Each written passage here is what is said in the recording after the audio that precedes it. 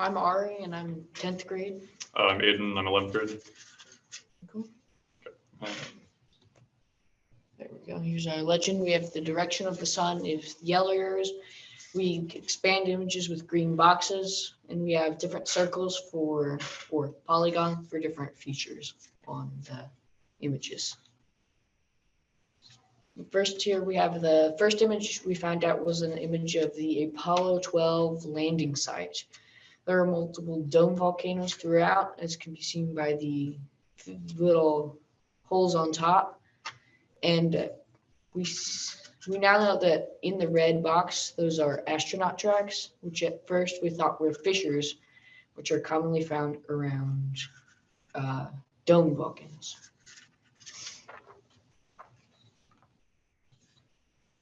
We know that the dome volcanoes became first because the astronaut footprints were were in recorded history. The dome volcanoes are at least 50 million years old because geological activity on the moon ceased around 50 million years ago. Here in the second image, we don't know exactly where on the moon this is, but the dark sediment we think means it's in a mare basin.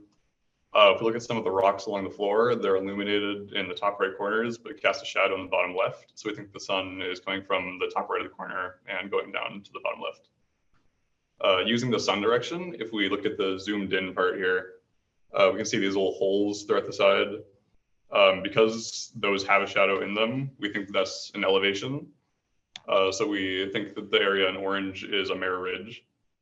Then for the second feature, we have this kind of triangular shaped lighter sediment. We think this is a cinder cone. But as for the ages, the ridge would have to be the oldest since it would have had to form at least 50 million years ago.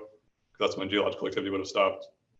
And the cinder cone would have the same age limit, except it would have to be younger, because for the ridge to form, one tectonic plate would have to shift over another, which would then open up a lava tube for the sediment to exist. And if that's not a cinder cone, it could be some type of lighter sediment that shifted down. But given space weathering, it probably would have been more recent too. In the image 3, we have the Apollo 15 landing site. There is a few small craters and then a large sinuous rail visible. The sun is coming from the right to the left. In this, the sinuous rail comes out of the crater outlined in blue in the middle and right image. And we know that this is a sinuous crater because it's extending out from the crater. Sinuous rail because it's extending out from that crater. The sinuous rail is pretty recent. The sinuous rail is older than the craters, some of the craters, because in this bottom left image, you can see that there's a small crater inside of the rail.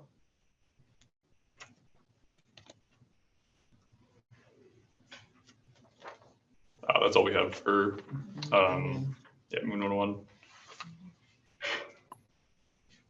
Okay, great. A few questions. Just one comment real quick is that, so I like how you annotated everything. You circled features, but you didn't like circle all of them, right? You're just kind of, here's a few examples. The legend you have on that second slide, that's good. I would repeat that, not necessarily the entire thing, but just like on the next slide then, where you have the circles, just to remind folks what this circle is telling you is this is a crater. Just something like that. Because people probably won't remember that slide. So what you could even do is just not even have the second slide and just make sure on every slide where you do have those kind of annotations like that, just make sure you identify what it is that they're circling. So, but that's great. You didn't have a lot of text, which is great, which means you weren't basically talking from the slide, which you even see, professional scientists doing that sometimes. Not that they're necessarily talking from the slide, but they have a whole lot of text on it. And what happens is people in the audience are reading the text and they're not listening to the presenter. So if the presenter is saying something, especially if they're saying something important, it's not in the text on the slides, people are likely going to miss it. So just good job. Good job on really limiting the text on the slides. That was good. Let's take a look at that first image.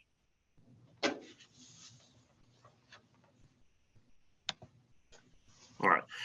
Okay. So yeah, this is the Apollo 12 site. Yes, it is. So as you noted, astronaut tracks, and you probably also noted the location of the lander. If you saw the tracks, I'm sure you figured out the lander. Did you know where that is? I think it'd probably be just like right here, right? Because I think so. Yeah, I don't quite. It's kind of that bright spot right there, kind of on the there, it's right up against one of your red lines there. Yeah, that's it. Well, at least it's the bottom half. It's the portion that they left on the moon. That was left after when they launched off. So I will tell you, the sun direction in this image is from the left. So knowing that, what do you think all these features are? Craters, maybe? Yeah. Yes, they're all impact craters. Now, I didn't tell you the sun angle. I did it on purpose in these images. But, I mean, you took a stab at where the sunlight was coming from. Let me ask, did you guess where the sunlight was coming from because you thought they were volcanoes or hills or whatever? Or did you, or how did you decide to say it was coming from the right?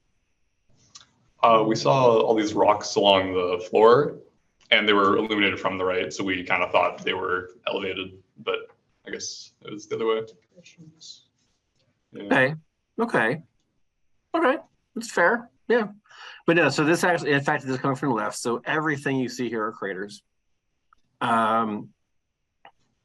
There are volcanoes on the moon, like, all structures, but they're not like, Mount St. Helens or Mount Fuji type volcanoes.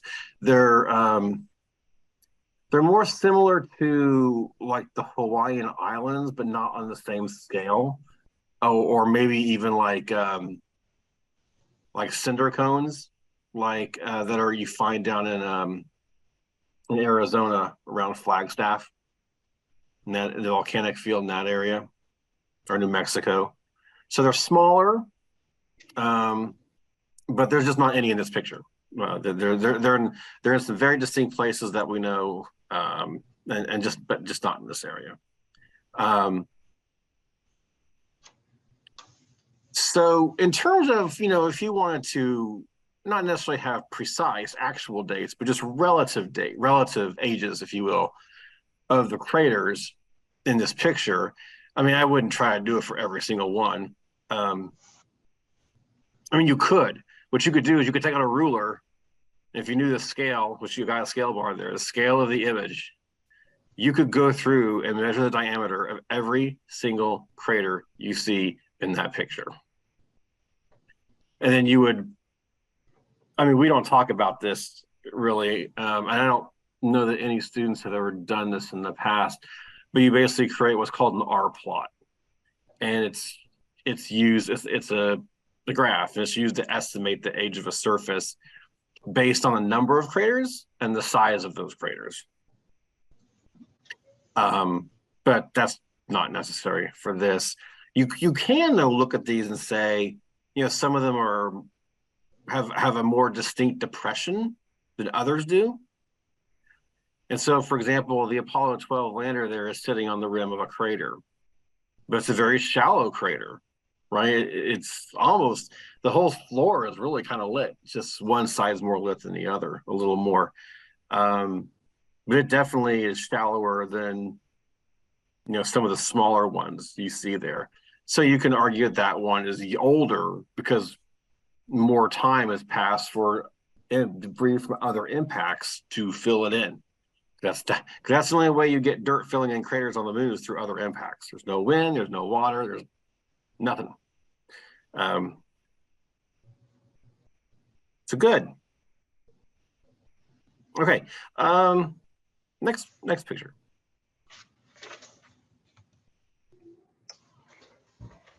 All right. Again, this was tricky.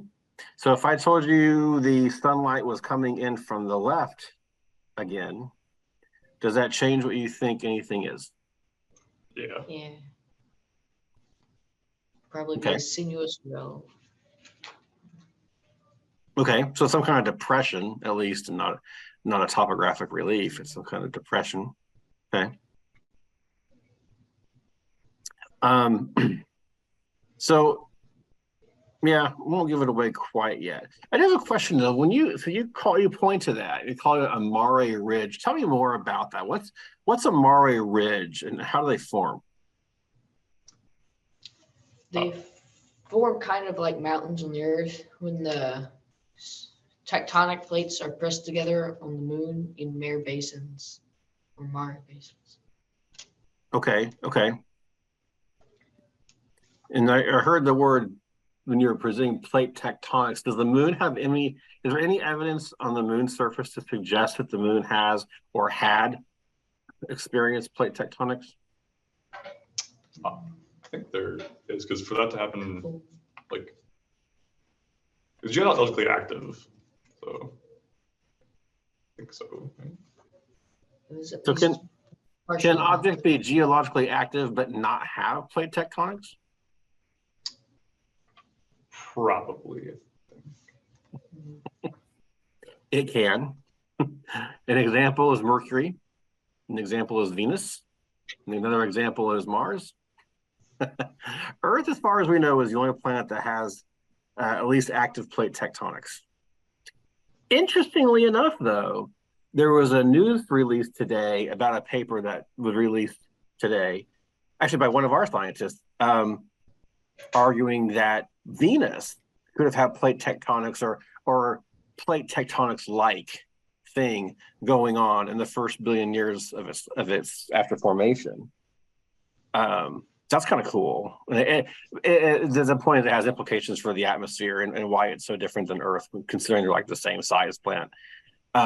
Anyway, so on the moon, you can get things like ridges. They call them wrinkle ridges. Where like the surface buckles, right? Because being compressed, but it's not because of individual plates that are moving around like on the Earth. It's because of basically the moon contracting or like kind of shrinking. So as objects when they first form, they're very hot. Their cores remain very hot, and over time, though, they will cool off. The Earth's core is still very hot, as you may know. The moon's core isn't, but it still is cooling. So it can still shrink a little bit. And so if the moon's going to shrink and the surface is really, hard, it can't give, right? So it has to buckle, right? So that's one way you can get ridges. Other things called wrinkle ridges. And the moon does have some. But in this case, this is a depression. And I'll just mention that your yellow arrow there is actually pointing at an impact crater. There's quite a few impact craters in this image. One of the things about this picture, though, is it was taken when the moon was the sun was at a pretty high angle in the sky. So you don't really see a lot of shadows. And when you don't see many shadows or long shadows, it really kind of messes with your mind when you look at objects. So if the sun had been at a lower angle than this, those craters would look a lot more circular, like they're supposed to be, or like they actually are in real life. So, okay. Next image. Okay.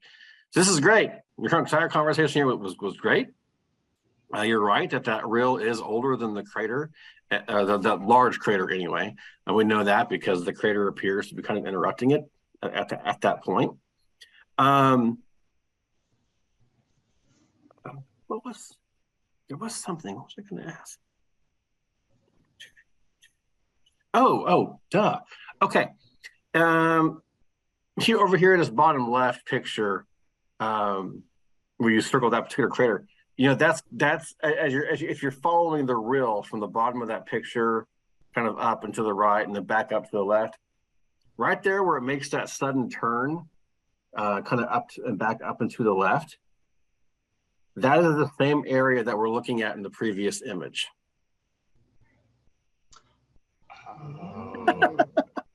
Light bulb. Yeah. So that the previous image is just a close-up zoomed in of that area. That image was taken by the Lunar Reconnaissance Orbiter that's been orbiting the moon now for like almost 15 years. This image here was taken by one of the lunar orbiter spacecraft back in the late 60s. So just a little exploration history there for you. And what's cool, really cool about this is just kind of, if you look at that picture on the bottom left again, to the right of that elbow, there's like a crater right above your yellow arrow there.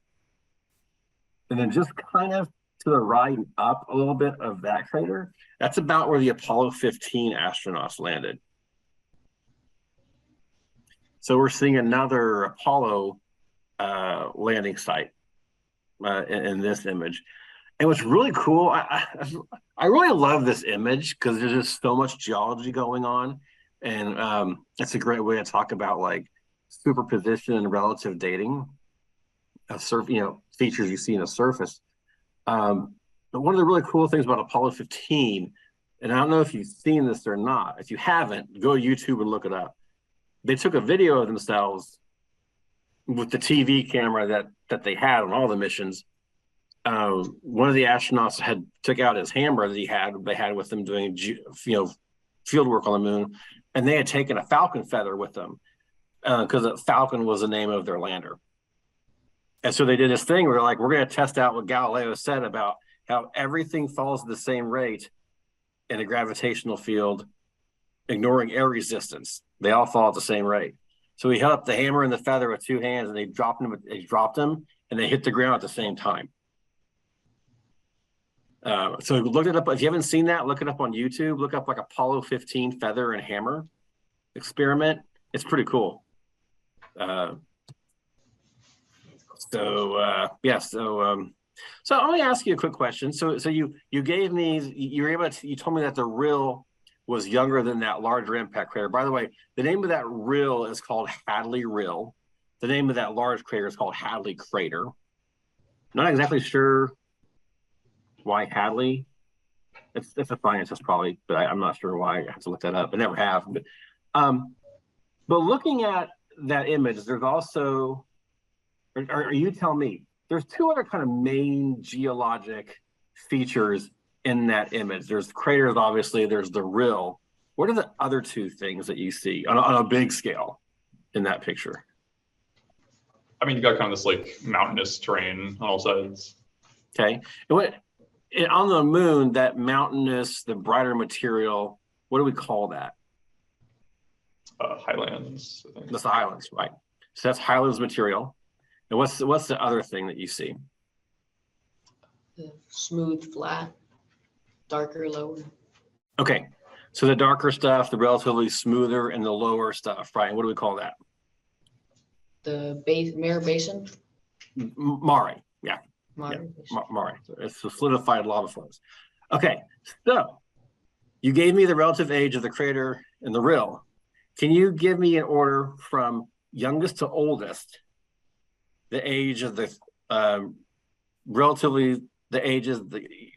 youngest to oldest, the crater, the rill, the highlands, and the mare? So those four things, rank those in order from youngest to oldest. The Mare came first, and the Highlands came second.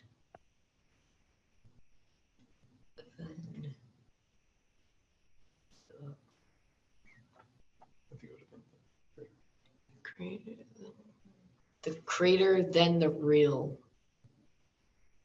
because the rill is extending out the sides. Okay, so from youngest to oldest, so which one came last? You're telling me that the rill was last, and then the crater came before the rill, and then before the rill crater was the highlands, and the oldest thing is the mare. Okay, you're half right. You're half right in that the Mare and the highlands formed before the crater and the rill. But between the, sorry? Oh, I just remembered your previous comment about how the crater disturbed the rill. So yeah. So between the crater and the rill, the crater is the youngest because it's disturbing the rill. So it goes crater, then the youngest is the crater, next youngest is the rill, and then next youngest is the mare. So the highlands are the original crust of the moon. So from your reading, the moon was at the bit when it formed and became its own thing, right? There was a big ball of magma. And over time, the surface started to solidify. And when the surface fully solidified, it was nothing but that highland material, this very bright white, what we call it, in general, it's in the north acidic, an anorthosite, north acidic rock. So that was the first thing the moon had solid, was its surface, what we now call the highlands, the brighter material. A few billion years later, the moon, we think, and along with the rest of the inner solar system anyway, experienced what we call the late heavy bombardment, and that caused a lot of very large impacts on the moon from asteroids and other space debris that hit the surface and created very large basins.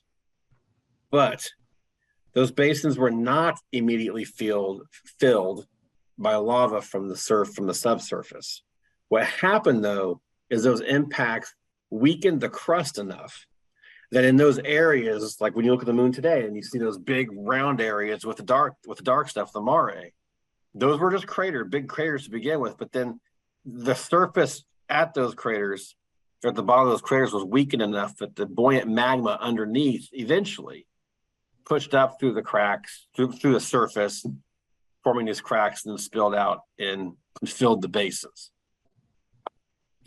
So in other words, from oldest to youngest, we go highlands, mare, rill, crater. So anyway. Okay. All right, I'm going to stop now. Good job. So whenever you're ready, how much more time do you have, by the way? We have about 30 minutes. Oh, okay, great. The asteroid one's pretty quick. So, all right. So whenever you're ready.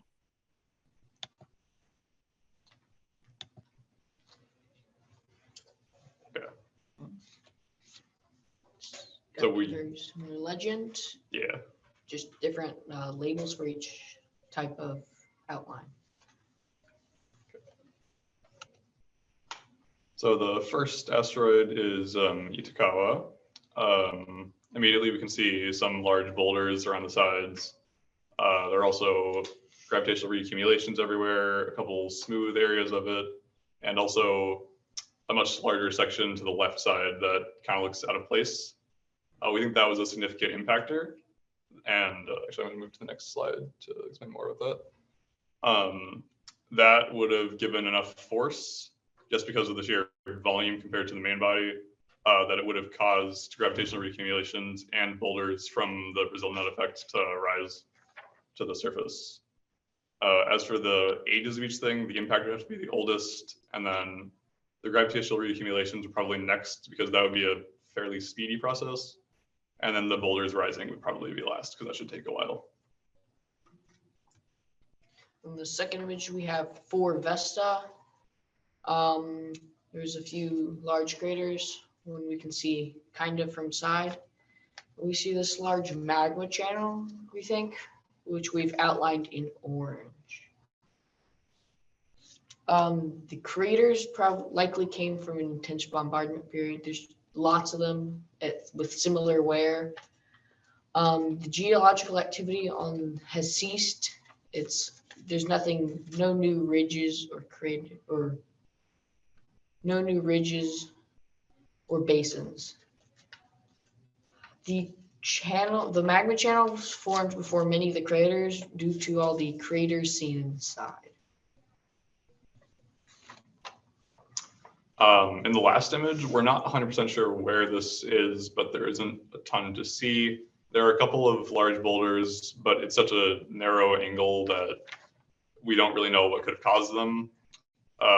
We think it was probably the Brazil knot effect again, otherwise gravitational reaccumulation, although we can't see the driving force behind either one of those.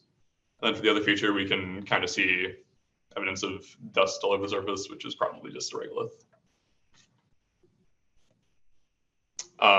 As for the ages, a regolith is usually quite old, most likely older than all the boulders, since most asteroids tend to have those just kind of throughout their entire lives.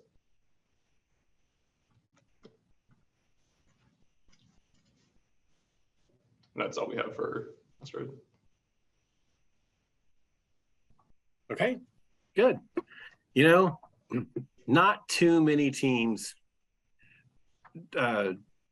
point out or discuss the Brazil nut effect when they give this presentation. So props to you for that. And actually, like, you know, using it with that context, explaining how that's why you see what you see, or possibly why you see what you see. So good job. I'm curious on the Vesta image, the feature you identify as possibly a lava channel. Was there any, did you have any other thoughts of what that might be?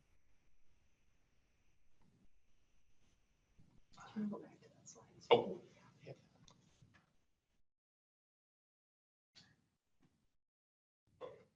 Or the magma channel? Yeah, sorry.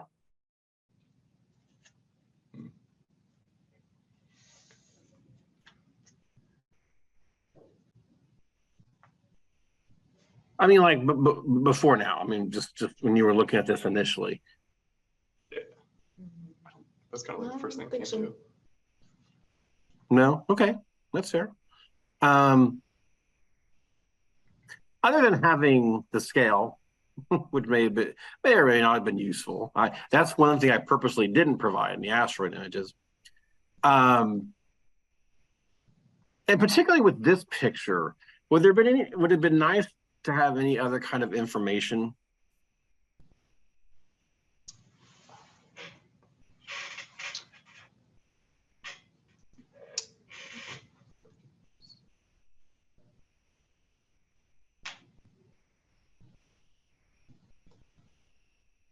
I don't really, I mean, maybe like camera angle could be, or like field of view. Saying a little bit higher up on the image. More Okay, so if you illumination. could see more of the asteroid, right? Yeah, no, that would be very helpful, right? Getting a larger field of view to have a larger context for everything that you are seeing. So in this case, what might have helped is if you had had that. So what you're seeing there that you've outlined in orange, it's actually a depression between ridges. There's like wrinkles kind of in the surface that were caused by an impact event. So there was an impact event that hit, I think it's like the north polar area of Vesta,